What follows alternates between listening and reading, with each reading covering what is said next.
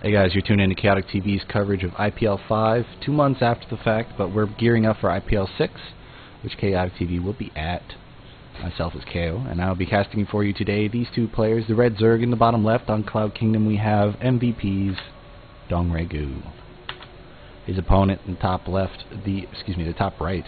Gotta know my left from my right. Gosu, just lucky. That's very nice, very well mannered. The orange Protoss, playing for Team Infinity 7, he is TubbytheFat.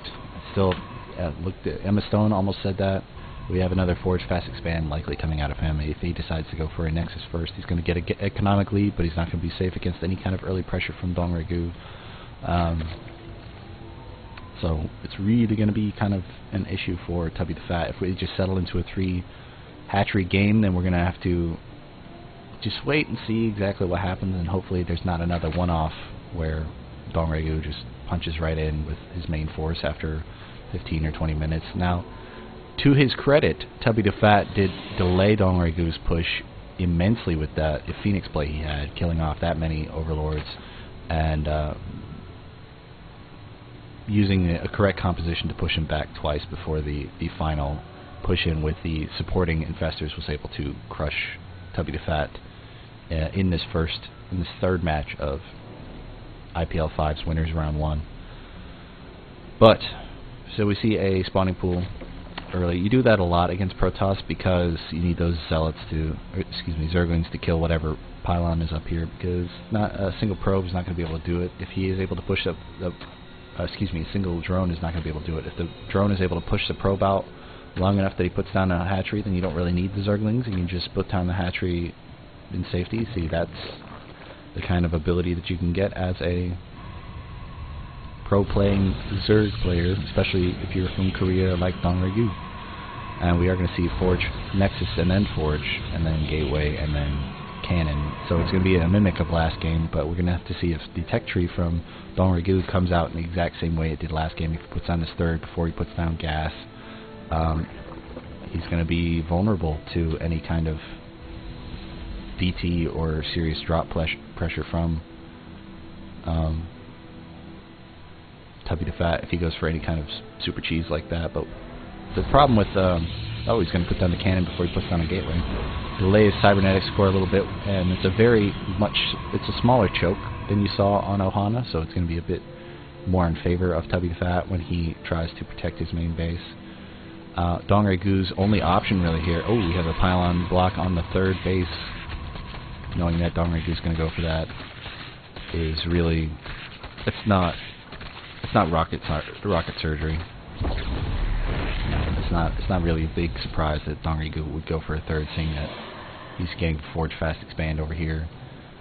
You rarely see a 2-base timing push before 10 minutes, especially when you're putting up this much defense. If he had foregone the Forge Fast Expand, the Forge and the Photon Cannon, he could put up his Cybernetics core earlier, dropped a Assimilator earlier, and gotten his tech tree started a lot quicker, but then he would have been open to he would have been vulnerable to attacks from DongRaeGu via a roach push or something like that. Now we see that this neutral supply depot is messing up my map. I thought it was orange for a second. I thought that Tubby was all the way over here.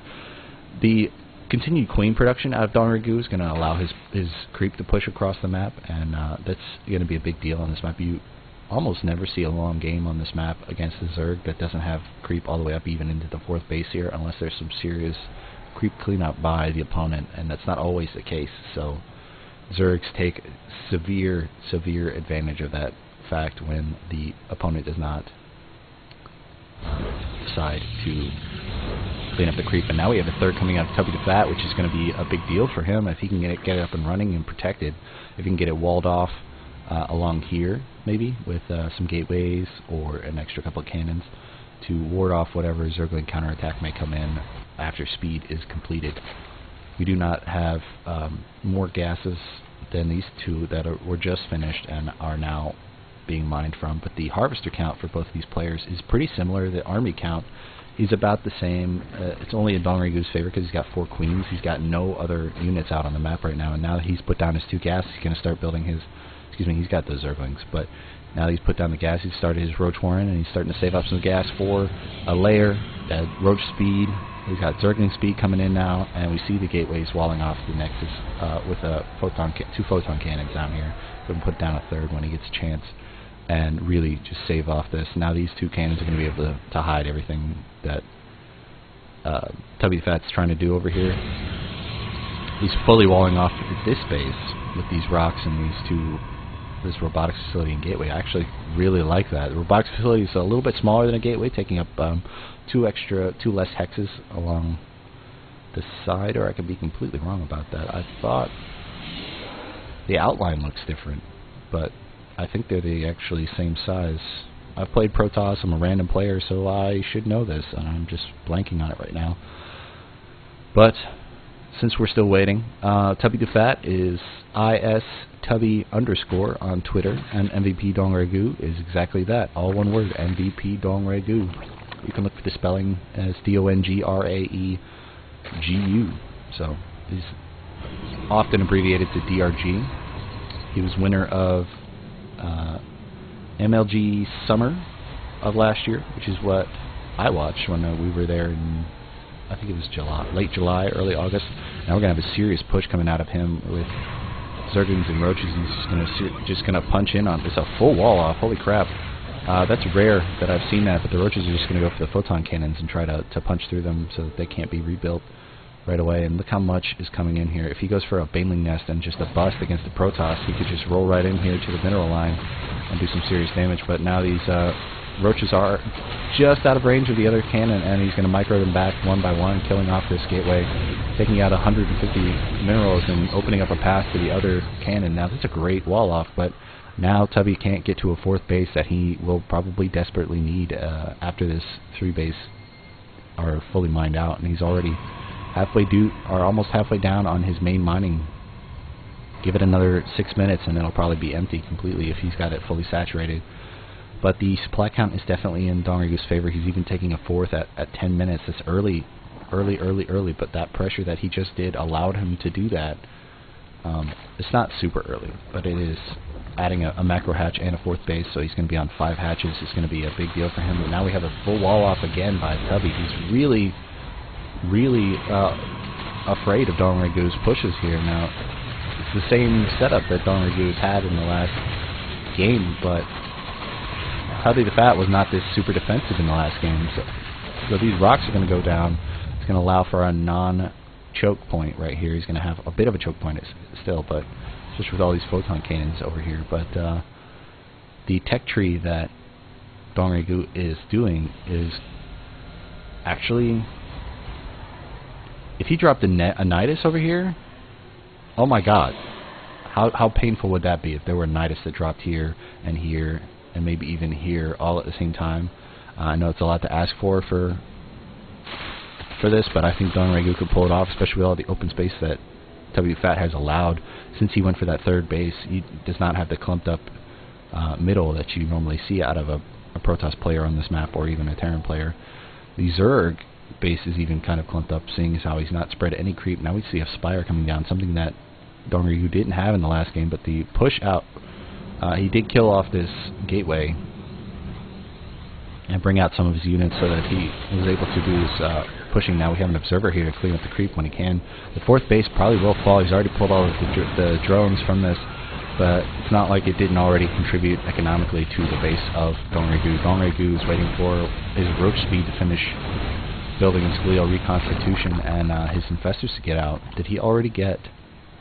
Yes, he already got the plus 75 or plus 25 starting energy, which allows them to get a fungal directly off the bat. Now we have a warp prism coming in. I really actually like this from TubbytheFat. You don't often see this from American players. You see this from, or excuse me, he's Canadian. You don't normally see this from North American players. Let's do that. And now we see all of the units from DongRaeGu coming back to hang out and try to block off this warp in. Because he's not got a speed prism here, the robotics bay would allow for that speed prism to come in, and you just see that the overseer of DongRaeGu is allowing that kind of vision. The fourth did die for DongRaeGu, but you should see him build it immediately back up. You see he's got quite a bit of bank right now. He's technically maxed. He's got nothing else to build, except maybe a drone here or there.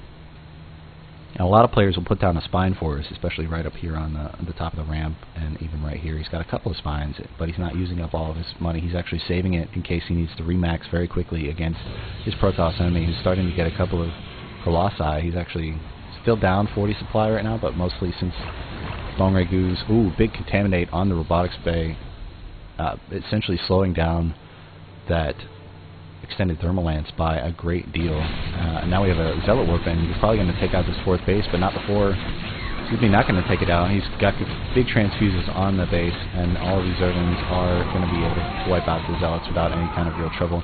Some transferred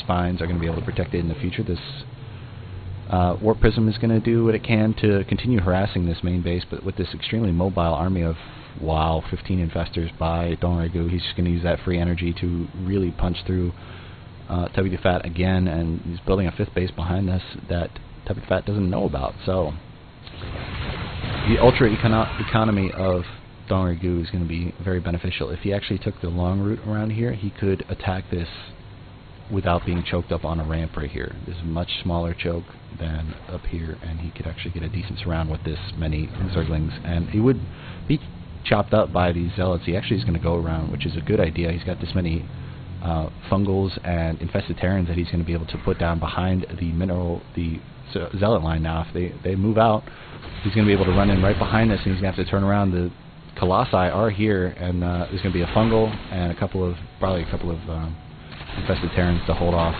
this, but the Zealots are going to continue to charge forward and try to take out that infestor.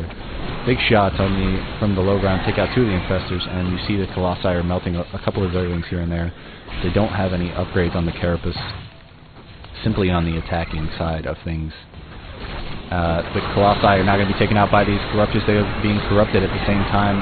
You see how quickly one of them dies, and the infested Terrans have come out. Look how low the Zergling count is for the Zerg player, but he's reinforcing with 56 Zerglings behind this. If he actually dropped a couple of Banelings, he would be able to take out all the sentries and Zealots very quickly. You can see how quickly these Blink Stalkers are taking out a couple of these extra infestors, and now the infestor count is down to 12 instead of the 15 that were there. Greater Spire is actually coming in, so these Corruptors are going to turn into Broodlords very quickly. Did TubbytheFat see that there is a 5th base? No, he did not. He's taking his 4th under the assumption that DongRaeGu is not taking a 5th base, and the creep spread is still, as we talked about, down towards that 4th base. And the max Protoss versus the max Zerg. The Zerg has to have that economy to back up everything, and now the Colossi are going to get taken out again, but the lower level units are really dealing damage to DongRaeGu. He's taking out the higher tech, but the Roaches are getting chomped up by these Immortals and the Stalkers that are there. Look how many Zerglings are coming back in. If DongRaeGu doesn't have another macro hatch or something like that, he's going to really run out of his larvae. You can see he's already down to 27. If he,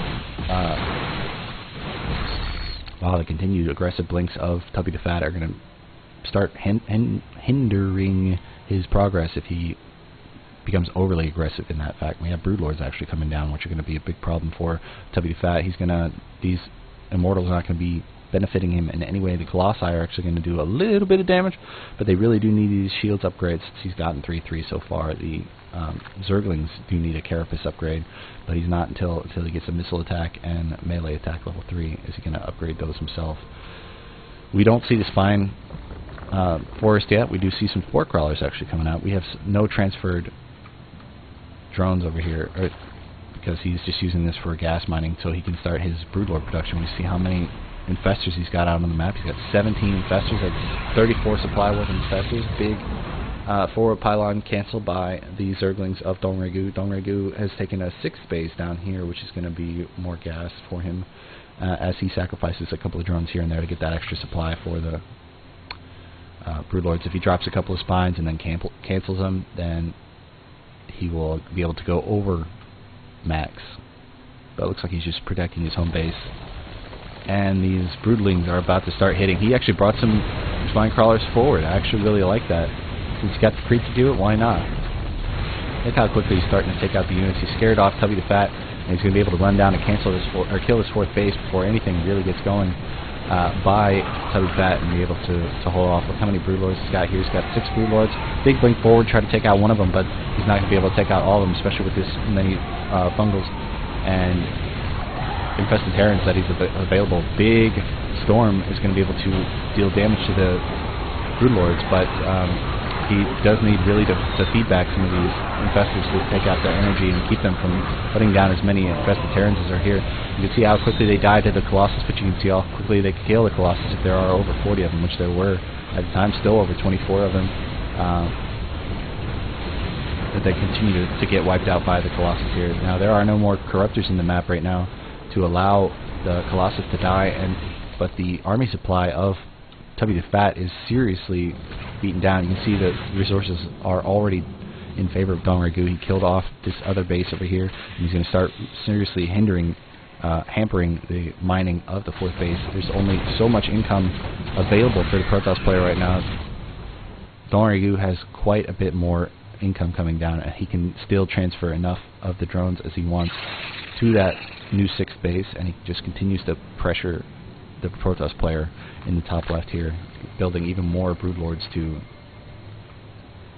annoy the crap out of the Protoss player, who doesn't have enough Blink Stalkers anymore because he doesn't have enough money to build that many that will really afford him the ability to blink underneath this many Broodlords. You need a whole lot of Blink Stalkers and a seriously well-timed blink, but this many Spine Crawlers is a hard contain against the Protoss player. And the Protoss player now is being pushed back by even more Broodlings. The infestors here are really low on energy, so they're actually probably going to get taken out by some decent targeting. Look how many infested Terrans are here, not any for a fungal, and now the infestors need to hold back. And 2 Gosu, TubbytheFat, unlucky in his draw of DongRaeGu in this first match in IPL after he won through the open bracket. But we have seen DongRaeGu winning this best of 3, and we're going to move into our next match in just a second on Chaotic TV. Thanks very much for watching. Cheers.